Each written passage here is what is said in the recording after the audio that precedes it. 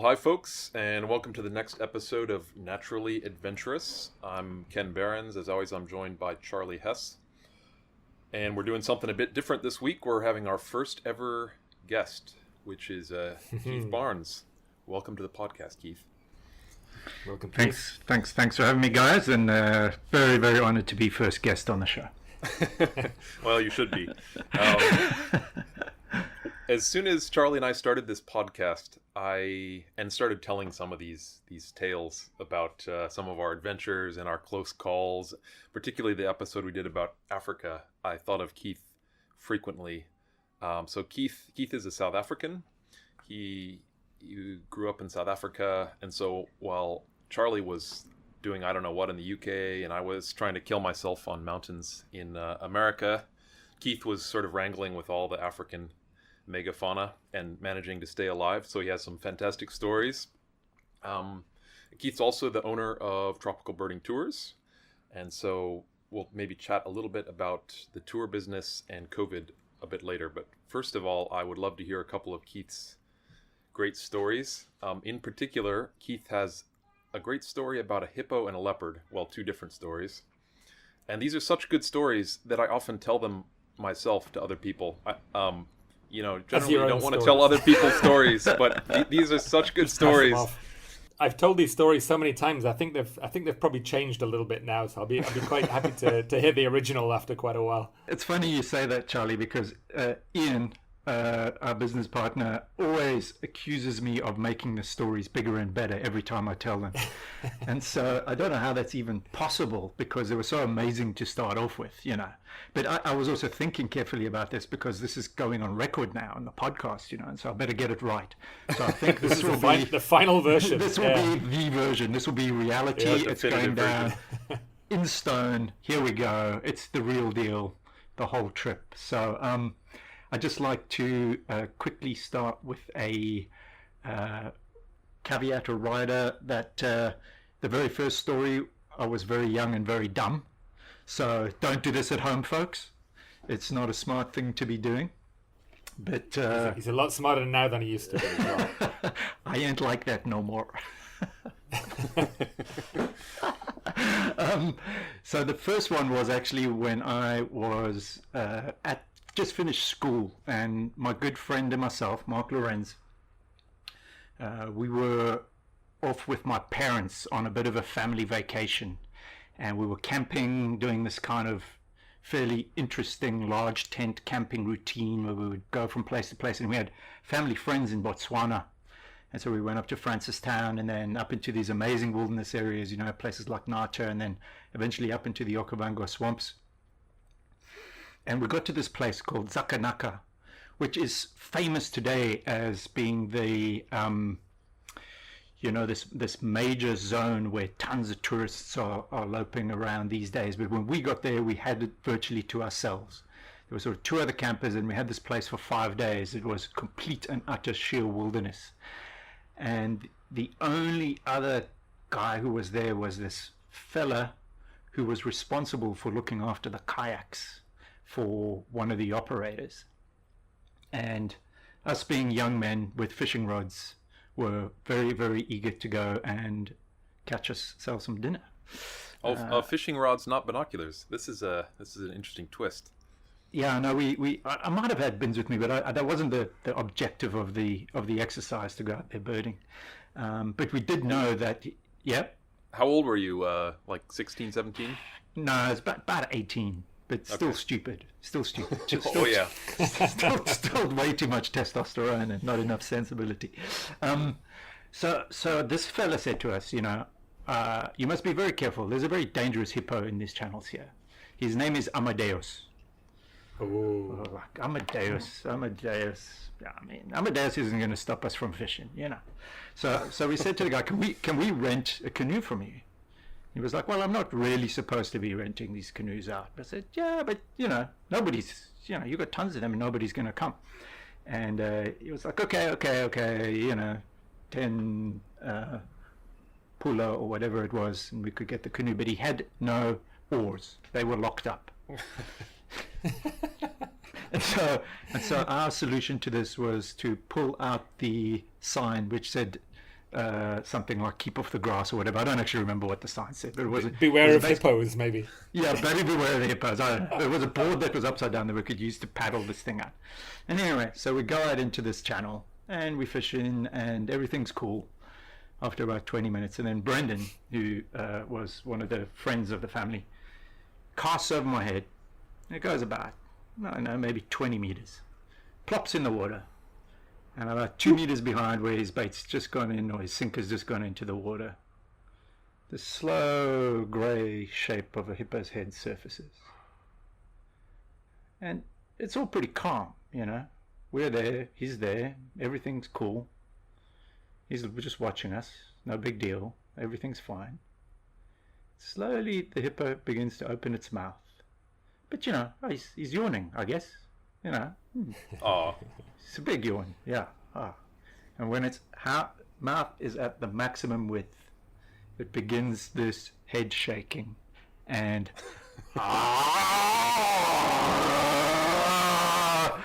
at that stage, we realized there was something wrong. Amadeus was not pleased. Amadeus was not happy. We were in his turf, and and the head went down.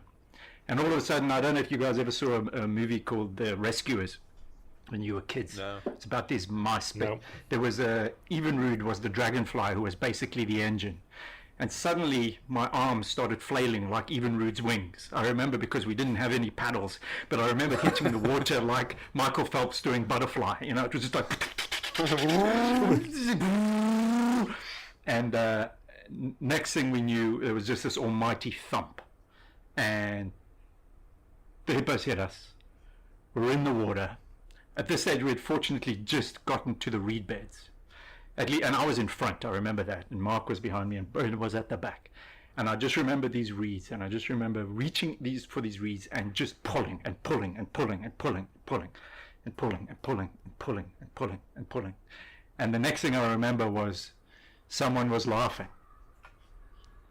And I sort of stopped and I caught myself, and I realized I was about 30 meters up the bank already. And I just hauled myself out and dragged myself without realizing I was on ground, without realizing there was terra firma beneath me. And I stopped, and it was Mark. And he said to me, "That was pretty close, eh?" And all of us were fine. We all got out of there, no problem. Amazingly, we decided with some wisdom that we probably shouldn't go fishing again that day. But we knew we had to kind of go and get this canoe back. So we waited for Amadeus to amble back, and then we pulled the canoe out of the water. It was pretty much out of the water anyway. But then later that evening, when we were back at camp, you know, and the hippos come out in the late evening, they start to come out of the water. And we heard him, you know, he was like, and then we heard this. It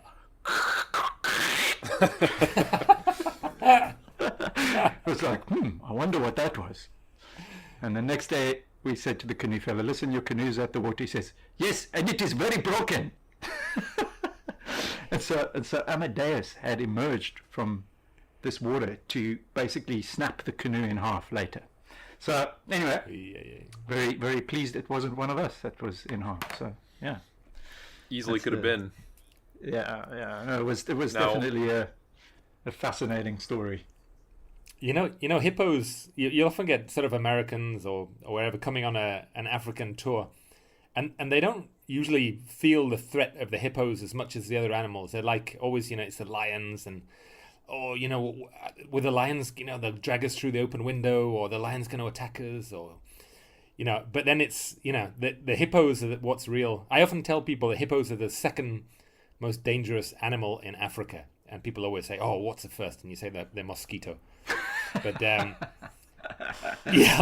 but you know, they are, and what's often dangerous about them is that they're everywhere. You know, they're in rivers, next to villages and towns, and they come in contact with people a lot more than your buffaloes and your lions and stuff, which you're in a game reserve and driving around, whatever. But these are really, really scary animals. I mean, they're extremely territorial, right? So that's one of the main things. When you actually see those teeth. You always have this image of a cartoon hippo, and it's got these sort of round peg-like teeth. But those things brush up against each other and turn into two scimitars, really. Of like a foot long. Extremely. It's actually interesting looking at a skull of a hippo with and looking how the teeth articulate against each other, and they're just completely flat sides, and they slice. Yeah, they just slice. Yeah, it's amazing. They must slice vegetation with those, right? So they're both defensive, but then they also have utility in terms of feeding. I think they mostly use them in defense and for territorial stuff and aggression. And because, I mean, when a hippo eats, it mostly is eating with its lips, right? Just pulls the grass out with it. Yeah, that's right. Yeah. So interesting. So you reckon that the way those teeth sort of rest against each other, is that just to make them particularly deadly as a weapon? Yeah, I think so. Yeah, I think so. Wow. Fight off other hippos. Yeah, and then there's the other thing that's interesting about what Charlie said is folks who are interacting with these animals a lot, and I actually heard that something fairly significant number of hippo deaths are caused by exactly what happened to us, which is hippos bumping into fishing boats, knocking people out. And then they kind of take off. They leave the people alone. But many fishermen in Africa haven't learned to swim, unfortunately, and so quite a lot of folks end up drowning. Wow, it's interesting. A place that Ken and I went. This was in Botswana as well. You remember this, Ken? Jack. Oh man, that's a whole story. Well, just to keep it real short, but we were in this lodge next to the Okavango Panhandle. And at night time there was this hippo that was coming out on the grass right by the deck, and it's probably it was like 2 feet up on this little step, and everyone's like just looking down, and people were even going down to look at the hippo and getting close, and way too close, and we were calling all our clients back and saying don't get too close, and the staff were saying, oh, don't worry, he's very friendly. And the next year we went there, and his skull was on display in the lobby right of the the entrance. hotel. Yeah, and we were like, "Oh, it's Jacques. We remember Jacques." What had happened to him? And I guess, I think he just got over friendly. I don't know if he hurt anyone, but I think there was some close calls, or this thing just got too confident around people. Charlie, remember we were out for a walk around the lodge grounds, and he was actually feeding out of the water, and our group was just starting to like walk up to him like he was a cow or something. Yeah, it was nuts. Shouting at people, and I mean, I was staying behind a fence, and like we actually had to herd people in, and then as I remember, he did a little mock charge of us. He did at that point as well. And this was back when he was considered to be, just a nice, tame, friendly, sort of pseudo friendly pet. Jacques, yeah. Jacques the friendly hippo.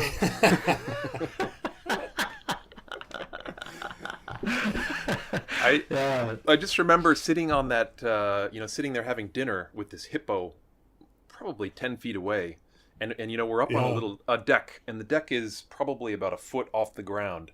And just really thinking it's like through tiny, like the physics of and the he's got short legs, like, he'll never get up here. Like can he step on the deck? Will he step on the deck? If he steps on the deck, will he collapse the deck, and then will that put him off? Or it was, my heart was just pounding through that dinner. Everybody was like, oh, this is so cool. Big fat friendly hippo. Like, no, stay away from it. Yeah, Ken, you often say that when you do this job, you have all these contingency plans for things that could go wrong. Most people probably think the average day's work doesn't sort of involve having to think, what happens if the hippo charges onto the restaurant deck and comes after my group? What's my solution? What's my solution to this daily problem in my working life? So.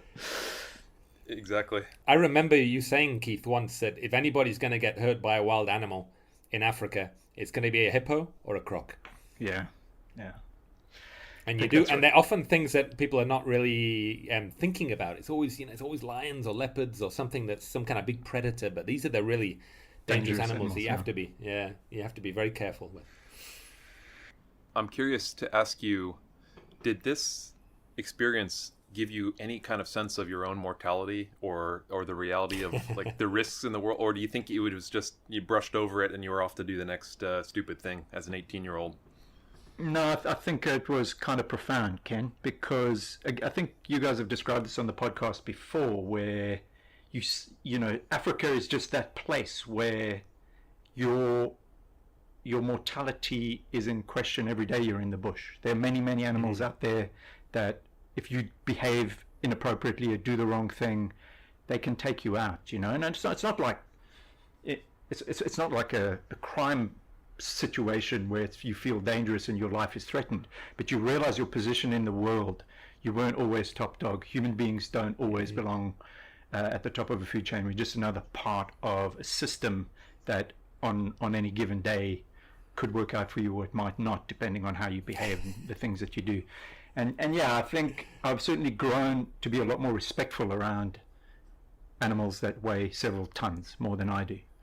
And it's probably a very smart and sensible thing to do, and it's also more respectful to the animals. You know, I think back in those days it was kind of like, you know, you kind of out there to prove something to yourself maybe, whereas now I realize it's just a case of, well, give these animals their space, they deserve it, they've earned it, that's for sure.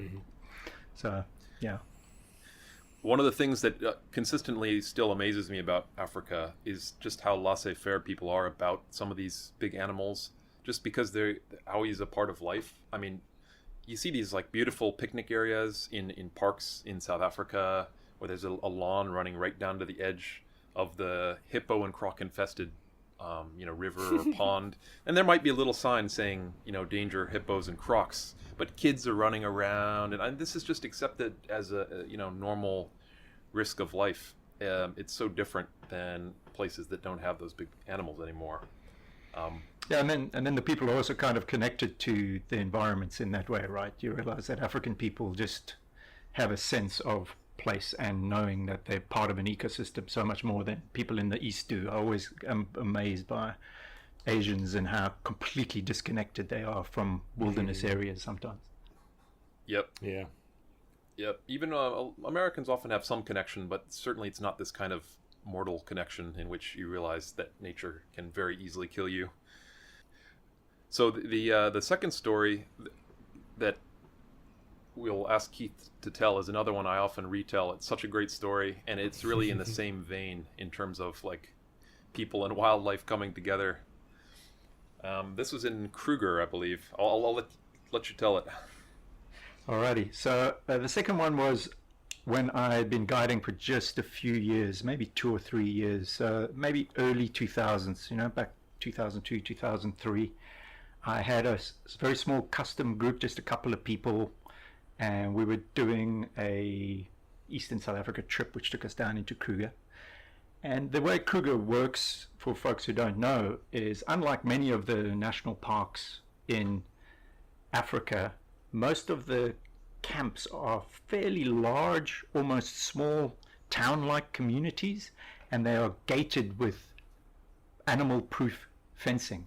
So normally once you're inside these camps, it's very safe, and there would be swimming pools, shops, people are outside barbecuing, and children are running around. And so people sort of just drop their guard the second they enter one of these fenced camps within Kruger National Park. So that's the backdrop to the place that we were at. So this is just to prove that I wasn't being reckless, of course. And my MO is mostly when I'm guiding is to wake up in the morning, take a small bird walk around the camp, and then come back, have a breakfast, and then head out on a game drive. And so we did the regular wake up at 6 o'clock, went out for this walk, and clearly on this walk we must have walked right past this animal, because it must have been there somewhere without seeing it. And then on the way back, I noticed this small bird moving incredibly fast in this shrub on the edge of the camp. It was like darting left and right. And I was like, is this a cameroptera? What's it doing? What is the? Yeah, what is that thing? It's darting around, and so I picked up my binoculars and trying to get on it, but it's just moving too fast. And then eventually it stopped, and it's like, okay, and ooh, this little yellow bird has got black rosettes on it, which is basically a leopard, and as I began to put the binoculars down, she was charging straight at me. So about 25 meters away, time just became irrelevant. I guess it was maybe 2 or 3 seconds it took her to get to me. And you hear all this bush law and bushcraft, and you hear these great rangers talking about, well, let me tell you, my friend, if this cat comes at you, what you have to do is rationalize about the... And there was none of that. There was absolutely nothing. Actually, the beautiful thing about it is my mind was empty. It was almost like some Swami had taken me to enlightenment or something like that. It was just blank. It was a blank slate. And this was it sort of in slow motion? That's what I sort of imagine it to be like. It's so weird, Charlie, because it took forever and it was over in no time at all. It's like these things where it was like the Matrix, you know, it just all of a sudden was like, the bullets were going slow. Do you actually remember it? I guess you remember it pretty clearly in your head, eh? Yeah, no, I remember it because she locked. The thing about it is her eyes and mine locked, okay? And it was just this stare off of this intense stare off. And so fortunately nothing entered my brain, because I'm sure if something did enter my brain, it would have been run. But that didn't come into my head. But somehow my reptilian brain kind of must have taken over. And this is not something I actively remember doing or trying to do or pretending to do. But my hands came up and my fingers were open, and I just stood like the classic bear pose in a children's book, where the bear's standing up with its hands above its shoulders. And I guess that's what pufferfish do, what porcupines try to do when they're attacked. My clients were standing just behind me, and fortunately they thought that I'd made that move because I was trying to protect them. Which, I don't remember that. But deep down, Keith, deep down. Deep down, maybe deep down, maybe I really do care. But basically this cat just started sliding, and eventually she came to a halt. And so she was at my feet, maybe 1 meter away from my foot, and she just started going and I just stared at her and just stood there and stood my ground and stared at her, and she turned and just sprinted off into the camp. And now you kind of know, well, first of all, the adrenaline hit, and it was like mainlining something that I've never mainlined before. I don't know, it literally felt like geysers that opened in my veins, and Michael Jackson had come alive or something like that. I basically felt like I could moonwalk, go, ow, mothers, and everything all at the same time. It was just a sensational amount of energy that I had. But I ran to the first person who I thought I could find, who was a park authority, who was a gentleman in the restaurant, and he was a cook. And I said to him, excuse me, I have something very important to report. There's a leopard. They loosened the camp. I've just been charged, and we need to get the rangers down here. Oh, that's nice. Bacon, eggs, toast. I said, no. So you got to understand. There's a cat. There's a big cat. Oh yes, that's nice. I like it. Yes, bacon, eggs, toast, and eventually. He was kind of a roundish man, and he was large, but clearly the energy, I just grabbed him and just moved him outside and sort of shoved him in front of me like a wheelbarrow. And this cat had now gone down against the fence and was hunkered there. And when I got to show him the animal, his eyes went as wide as about 2 dinner plates, and he got motivated very quickly to get hold of the authorities. So. And they came and sorted things out. What did they do? Any idea? Yeah, they were trying to dart the cat, but she evaded, I think, 5 or 6 guys with tranquilizer darts, and eventually the guy at the end had bullets and he shot her dead, unfortunately. But the problem is that camp has got a lot of these large trees with big heavy branches that actually come right over the fence, and there's some very tame bushbuck in Letaba. This camp, Letaba. Oh, this was Letaba. Yeah, really. Yeah, and how many tame bushbuck there are on there, and I think some of these nice. These cats come in there for easy pickings. Naturally enough. Yep, but clearly she just hadn't found a way out by the morning, and I did feel very guilty for quite a few years after that, but it didn't have anything to do with me, unfortunately. Well, if it had taken someone's kid, and you hadn't said anything, then I would have felt a lot it's guilty. really, yeah. Yeah. So do you remember, Keith, did that adrenaline high sort of stay with you for hours, or did you crash at some point and feel terrible, or maybe you don't remember? I do remember actually, Ken, and I think it took nearly like 12 hours to fully wear off. Wow. I basically felt like I was on Red Bulls for 12 hours. Obviously, the first surge was literally like an unbelievable. I think every single ounce of adrenaline that was in my body got released in about a millisecond. Yep. And then it just somehow kept going for a while. And you're right, I did crash. When finally it wore off, it was like I had to sleep. It was amazing. Wow. I remember when we got T-boned by a police car in Texas. This is a whole nother story, but basically, yeah, we got hit by a police car that was going about 60 miles an hour through a red light. And I remember some of these feelings of, like, first of all, you feel bulletproof. You sort of feel like you can't feel anything. Sorry, that's a baby here.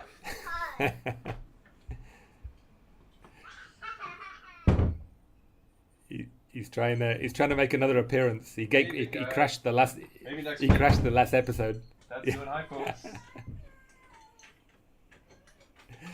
Oh, maybe not. It's pretty easy. But yeah, I remember this. Yeah, you feel invulnerable and you feel like you just have endless energy, and then you crash at some point, which makes sense physiologically. Yeah, I guess you just use up all that energy. I have my own story about a leopard in a camp. It's not nearly as good as yours, Keith, but I'll briefly tell it. I'm sure I've told you this story before, right? But it doesn't really involve mortal danger. But it was guiding in Namibia. We were in Etosha National Park, which is sort of similar to Kruger. It's a big wild place, but then you have these fenced camps, and you sort of assume that you're safe inside of the camps, that big dangerous animals can't get inside. Now, we'd desperately been looking for leopard for days. The participants were just desperately keen to see a leopard. They'd missed it on a couple of the trips, and just looking and looking and looking, couldn't find leopard. When you're looking for a leopard, you usually can't find them. Yep. And it's a camp where basically there's two sides, and you can drive between them. And so I had sort of driven the clients over to have dinner at the one side, but then they walked back. There's sort of a closed walkway you can get back to the accommodation, but I was driving back, and I'm driving along this sandy track, and suddenly there's a huge yellow cat in the headlights of my car, just walking along. Wow. No hurry whatsoever, inside of the camp. I mean, I was amazed. So we've been looking for this leopard for days, and here it is inside of the camp, and I sort of followed it until it went onto another road, and then I hit the gas and I drove over to the accommodation, and I woke everybody up, or maybe they weren't sleeping, but I said night drive in the camp. And so everybody quickly got dressed and grabbed their bins, and we got in the van, and we drove around for like an hour and a half, and we couldn't find the leopard. It just melted off into the darkness. But similar to your story, Keith, I went, the first thing I did actually was try to alert the authorities. If they were completely unimpressed, they say something like, yeah, the night watchman saw him coming into the camp. Yeah, we don't know what to do. And this was relatively early in my guiding career. I thought there was going to be like a major response, like maybe a helicopter or something. I was like, nope. Leopard emergency response team on their way. Yeah, no, but that's what makes them such magical cats, right? Is their ability to appear and then disappear just in an instant and be everywhere. I mean, I'm always amazed by, like, when we I think twice now I've seen leopards at Naini Tal, which is up in the Himalayas, but it's a big town, It's this massive town, and I think you were with me on that first trip, Ken, where this cat just slunk across the road about 10 kilometers outside of town on a road that must have had a bus or a truck going up at every 100 meters. I mean, was the cat sitting by the side of the road waiting for the pedestrian crossing to come out and like, stop everybody, the cat needs to cross? It's just, yeah. And then the second time was actually in town. I saw a cat literally in the town. So yeah, really, they're amazing. Yeah, like when we're going up to Pangot, and we'd left the hotel and we're cruising along, and it was close to a garbage dump. I think it was just walking past and early morning. Amazing. A friend of mine, he was involved with some tracking, I think, of leopards, but they got like a satellite collar on one, and they like a young animal. And I guess the adults, they have their territories and their ranges, but the young ones, they range widely. You know, they'll move very large distances. And this thing, it actually walked like hundreds of kilometers, went from like St. Lucia, like halfway up Mozambique, just zigzagging everywhere, going through towns, and it was just incredible. You know, Really? And they just stay so well hidden, but you know, they're just crisscrossing everywhere in South Africa, at least Southern Africa. Yeah, that's amazing. It's always something else I still really, really would love to see is the Cape Mountain leopards, which are the small dwarf version of this cat. Yeah, no, we had a friend that was going out to look for one, and he was collecting all little squealing noises of baby animals, like little squealing baby hyraxes sort of trapped, and little squealing this and that. And this was it. He had this big plan to go up into the hills in the Western Cape looking for Cape leopard with these calls. Yeah. Well, did he have any luck? I don't know. It's a person you know very well, so maybe you can ask him. The place I've seen a lot of leopards very close to people, because there's people everywhere, is Ethiopia. Of all the trips I've done there, I've probably seen leopard on half of the trips, and it's never in the kind of traditional safari way. It's always spotlighting and just bumping into them. But the most memorable one, we're south of Yabelo, which is out near the Kenyan border, kind of dry country, and we went out at night to look for white-faced scops owl, northern white-faced scops. And we're walking around in this kind of nice acacia woodland. Then I'm spotlighting, kind of looking for mammals, looking for owls, and I caught these big eyes. And we're so close to villages and stuff. I thought, wow, that it seems like a really big cow, or like something is weird about those eyes. I don't know if it was the distance apart or what, but something was like, that's a strange looking cow. And then of course I looked with my binoculars, and it was a huge leopard. And we're probably at least half a kilometer from the car. And so I just said, okay, everybody sticks together, stay within arm's reach of everybody else. Leopards are not likely to attack a group of like 5 people. And we stuck together, and, we didn't run out of there. We just sort of slowly made our way back to the vehicles after having seen the owl. And, no more sign of the leopard. We assumed it was long gone. And I'll never forget sitting down in the vehicle, and the driver sort of turns on the headlights, and the leopard is walking across the road exactly on our trail where we just come and walked across the road and then sort of walked up to the vehicles. He was literally following our trail. Wow, really? Amazing. Now I don't necessarily think it wanted to kill us, or I don't know. I was probably curious. Maybe we didn't smell like Ethiopians, or I don't know. It's more spaghetti here than I get what? strange foreigner smells. I don't know. Yeah.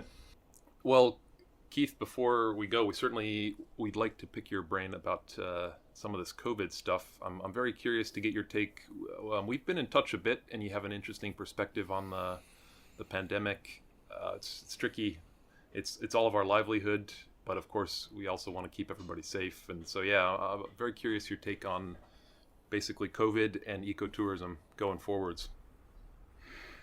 Yeah, well, it's obviously been a tricky time for everybody, and we obviously need to take whatever measures the medical personnel are telling us that we need to take. But I also think we've got to kind of get over this idea that COVID's going to go away.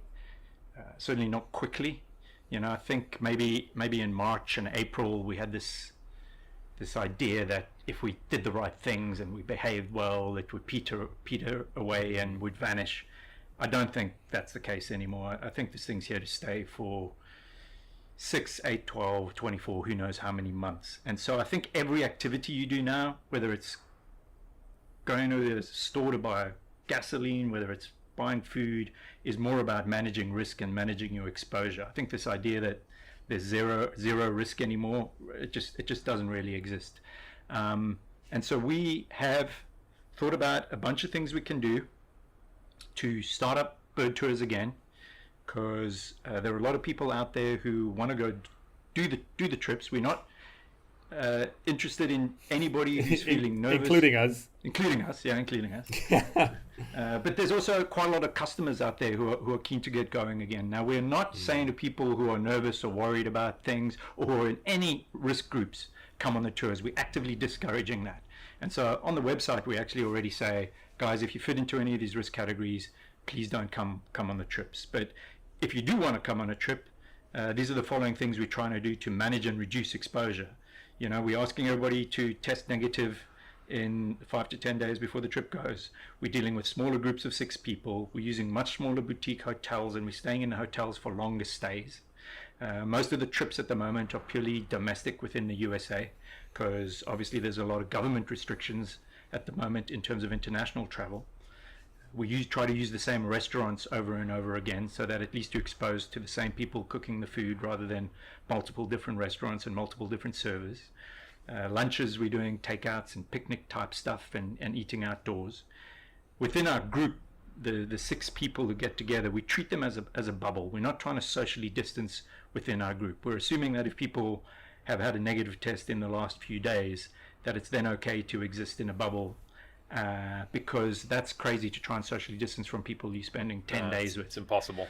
And it takes away a lot of the fun or the more enjoyable elements of a trip, socializing in the bus, etc., etc. So we're not doing that. Although when we do, we are trying to avoid other people external to our bubble, and if we do have to interact with them, we're wearing masks, keeping surfaces sanitized, and we're also doing a follow-up 2 weeks after the trip with people. So we're staying in touch with folks after their tours to find out if anybody has any symptoms, because if anybody develops anything, we really want to let everybody else in the group know about it. So yeah, so we're doing all those things, and we've run 3 or 4 pretty successful trips, and we've got a whole bunch more planned for the fall and the winter.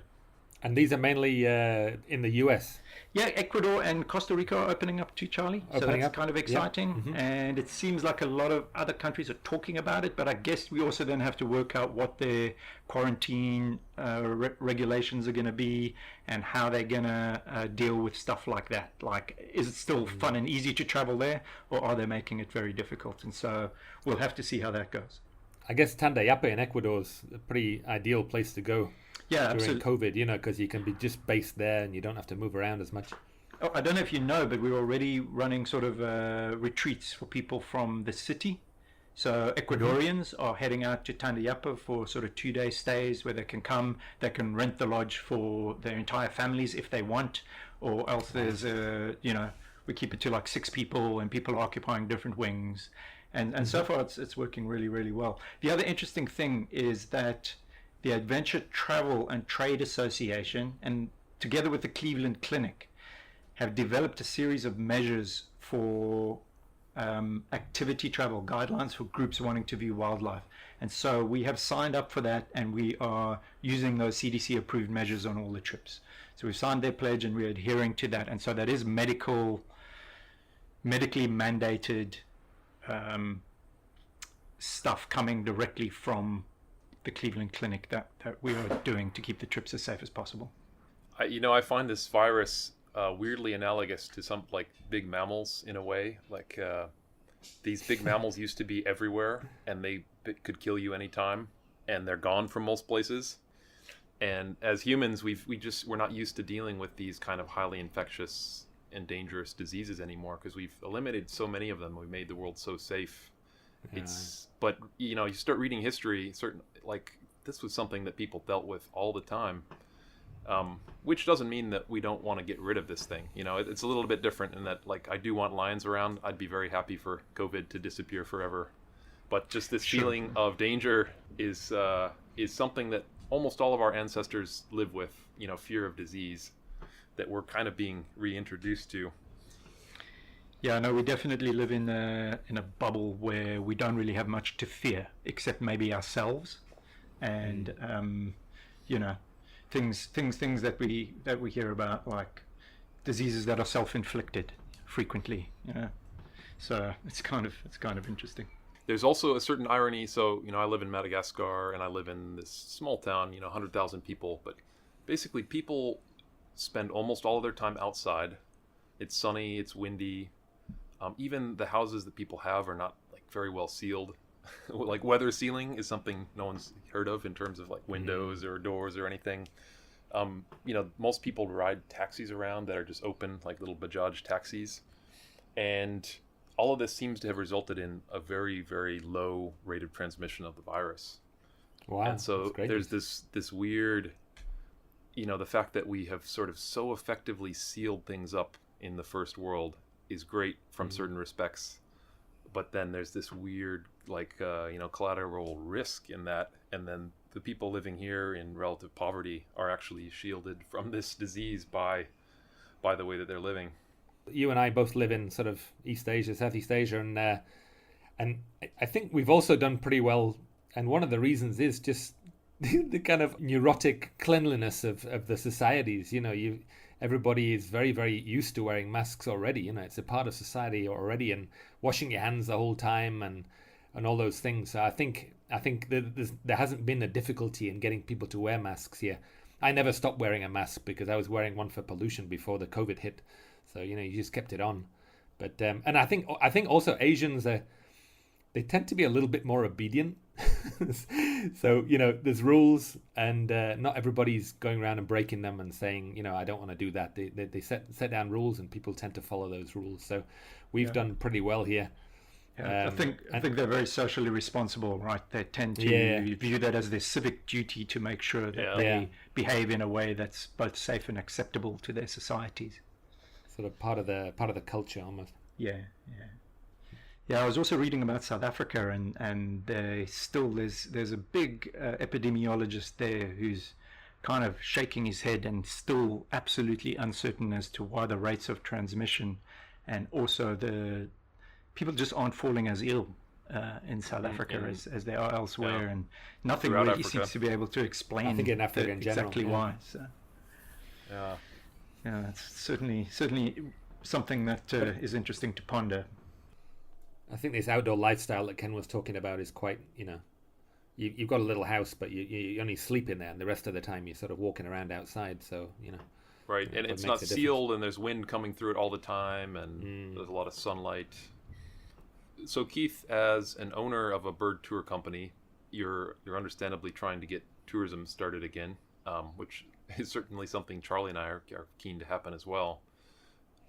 What do you think is the worst case scenario as we start to run tours again? Like, how could this go wrong? I think there are a couple of interesting things. One is just customers' sense of confidence about the world in general, I think, has been somewhat shaken, and so you'll get folks that'll fit into two camps, or maybe three camps. I think there's folks who are saying, all right, I'm ready to go now. There's folks who are saying, I'm ready to go the second there's a vaccine that I can take and feel that has protected me somewhat. And then I think that there are folks who may be so traumatized they may never travel again. But having said that, when we looked at some of the feedback from some of the surveys we did, and some of the surveys I've seen other travel entities doing, it seems that the willingness to travel hasn't diminished much.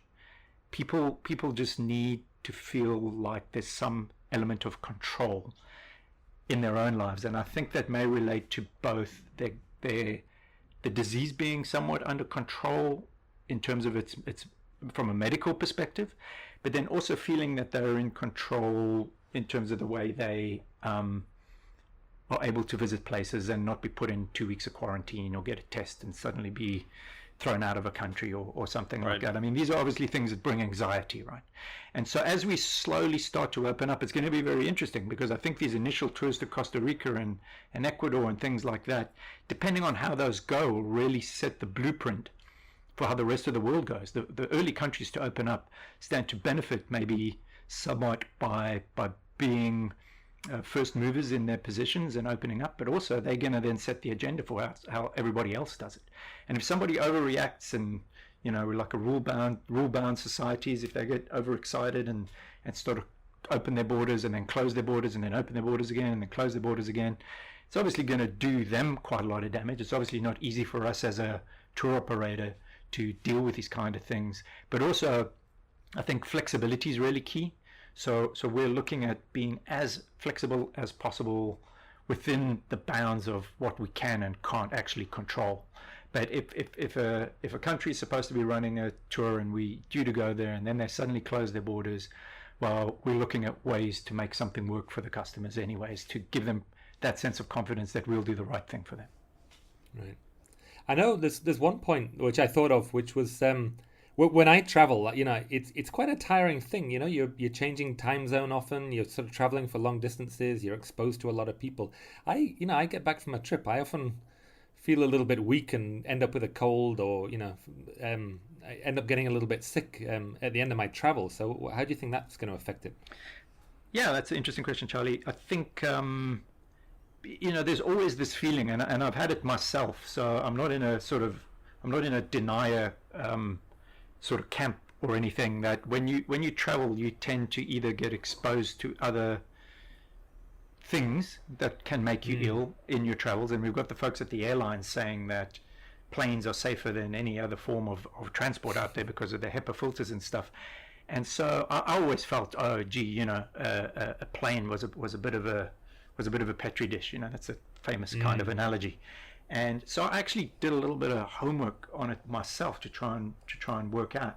And we kind of always equate the travel experience to sitting on a plane, but that's not what the travel experience is. Travel experience is about a lot more than that. So your average travel experience kind of works like this, or at least used to pre-COVID. Okay, you catch a train to the airport. Okay, and maybe on the train you touch surfaces that have been touched by 500 other people. Then you go to a check-in desk and you deal with check-in staff. They've probably dealt with 800 people and their passports and their documents that you're dealing with. Then you go sit down in a Starbucks. You're probably dealing with staff that have dealt with maybe 300 people. Then you go off to a toilet and you touch handles or doors or things that have probably been touched by another 1,000 people. So by the time you finished at the airport, before you even get on the plane, you've probably touched surfaces that have been touched by 2,000 people already. And so the planes themselves, when you actually look at the numbers, if you're sitting down, if you go to your seat and you sit down in your seat, and even if it's a full plane with the middle rows filled, the actual number of people that you can possibly really interact with in terms of a kind of spread is maybe 25, 30, 35 people. So the places you really need to be careful at are getting to and from and being at the airport rather than on the plane. Obviously you need to be careful everywhere, but your actual exposure is much higher if you just look at the numbers at these places like the airports. So if you were going to go on a trip, these are the things that I would do if I was about to go on a trip. I'd avoid public transport. I'd get a friend or a family member to drop me off at the airport. Yeah, it's a little bit inconvenient for them and it's a little bit more expensive, but hey, I've just avoided a train with 800 people. Clearly at the airports they're jacking up their acts in terms of having electronic check-ins and things like that these days. So they are doing what they can to reduce this ratio of high exposure that existed pre-COVID. But then I would take my own food and my own drinks, probably eat before I went through security, or if I did go through security, make sure I bought some takeout and wiped it down.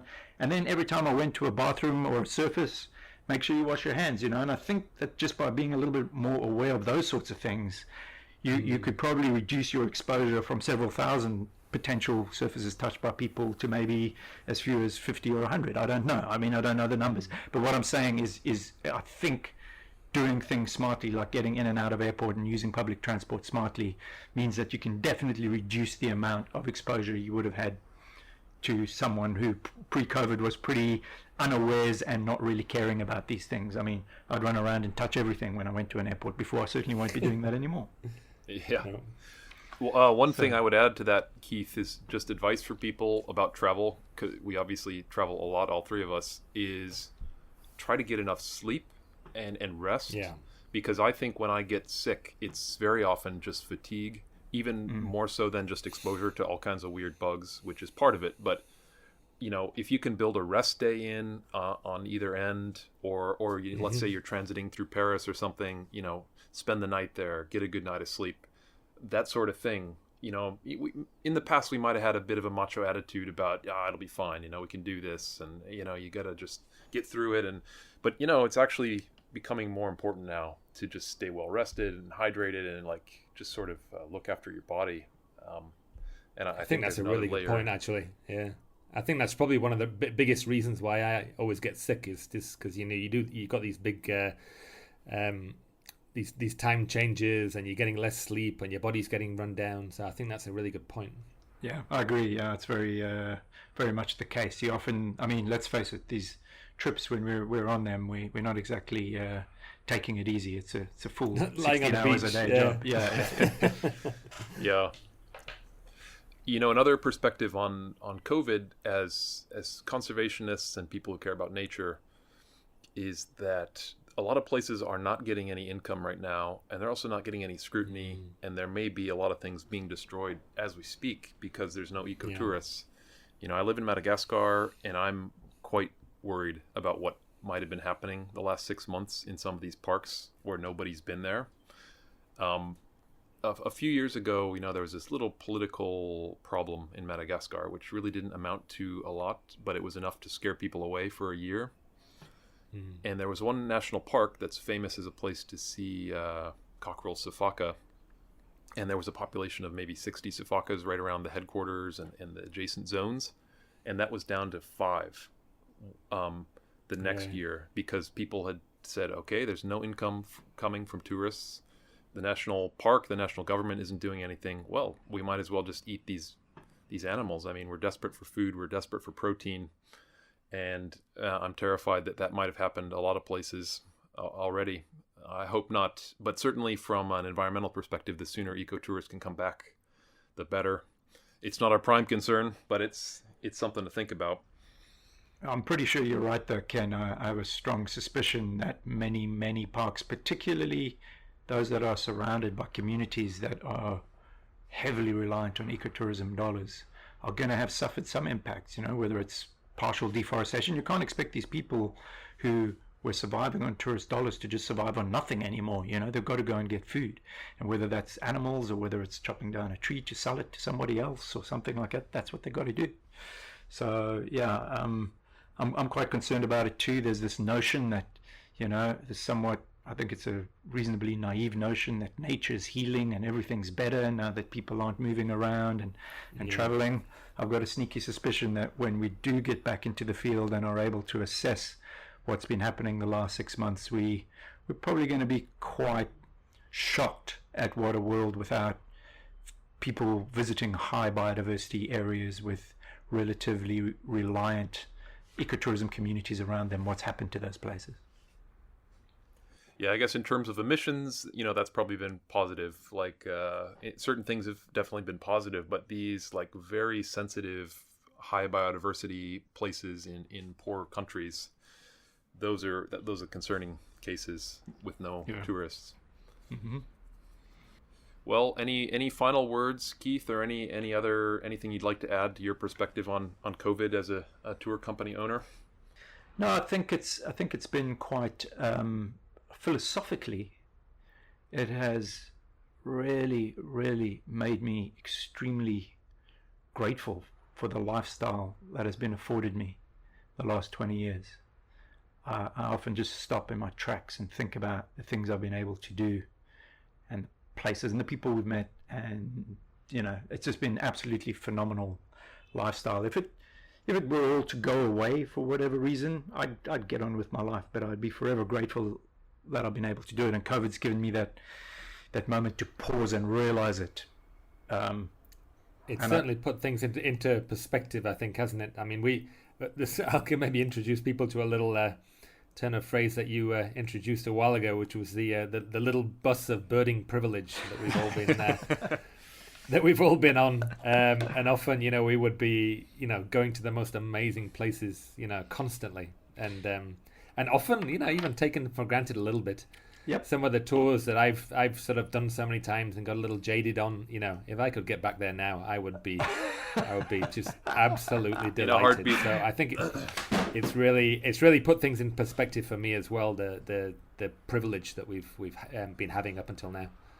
Yeah, no, that's so that even, with all they say there's a silver lining to every cloud, right? So for me, obviously there's a massive health problem, but just perspective in terms of my own reality and my own life, I think it's taught me to appreciate what I've been able to do the last 20 years. And yeah, you're right, Charlie. The thing is if that Namibia trip opens up, I'm taking it, not you. Fight you for it. Yeah. I'm kidding. But yeah, it is a bit of a leveler. Let's put it that way. I think that's what they call it in sport, right? A bit of a leveler when sort of we've all been a little bit overconfident and perhaps just riding along. I remember an argument about in the little yellow bus argument, which was something about two guides arguing about these two amazing exotic destinations and which one of them should guide it. And it's just like, guys, get a grip. Listen to yourself. They're both super cool places. So just, anyways, yeah. You're still on the bus. You still got a seat at the bus. One of the things I've been thinking about is I'm relatively young. I would say I'm middle-aged at this point, and I've been so many places already that I don't really feel the time pressure of in terms of the time I'm losing to this pandemic when I could be traveling. But I really feel for folks who are older, who maybe have a limited window of time in which they're going to be fit or just ready to do international travel. And man, losing a year at this point is a big deal for them. And I feel for them, and I'm grateful that I'm at this position in life. And I've already been like you. If I never get to travel again, I won't really have regrets. Like, oh, what did I do for the last 15 years? Yeah, I've always tried to live my life. I've always tried to live my life with a kind of a no regrets sort of mindscape, as it were. And yeah, it's definitely a case of if I wouldn't to never ever be able to travel again. Of course, I'll be mildly disappointed, but I certainly won't have this sense You've of done pretty well. lost opportunities that I never took. Yeah. Well, on that note, Cool. I think we'll wrap things up for the week. Thanks so much for coming on to the podcast, Keith. We could talk to you all day. We'll definitely have to chat again at some point. I know you have about 8 million more great stories, many of which neither Charlie or I has probably heard. Well, thanks for having me, guys. It was a lot of fun. It's been a pleasure. Catching up, and yeah, it was good to put those the leopard and the hippo story down in permanent interweb land, so that if anybody needs to listen to the original true versions of the stories, there they are. Excellent. Well, they're worthy of being put down as part of the record. It also means that when I tell these stories, I have to keep to your versions to some You've got to degree as remember well. the details now. Yeah. Yeah, we were fishing, not birding. If we were birding, my binoculars would have gone in the drink, mate. That would have been a tragedy. I'm pretty sure I've told this story at some point where there was you were trying to get to like a Luapula Sisticola on a little island or something. Like, shame I can't do that anymore. Nope. There was. I think in mine the hippo bit clean through the noose when you were both still in it. At least on one time I told it. No, it is great to co-opt other people's stories and then just make them far more dramatic. Oh yeah. Excellent. Right, cool, well, man. thanks Thanks, gentlemen. It's been a pleasure. Yeah, okay. Thanks, Keith. For this week's Natural Sound, we're going to play Southern Nightingale Wren. It's got an awesome, very long song. And this recording is from Zenocanto by Gabriel Liete. So thanks, Gabriel, and thanks to everybody for listening.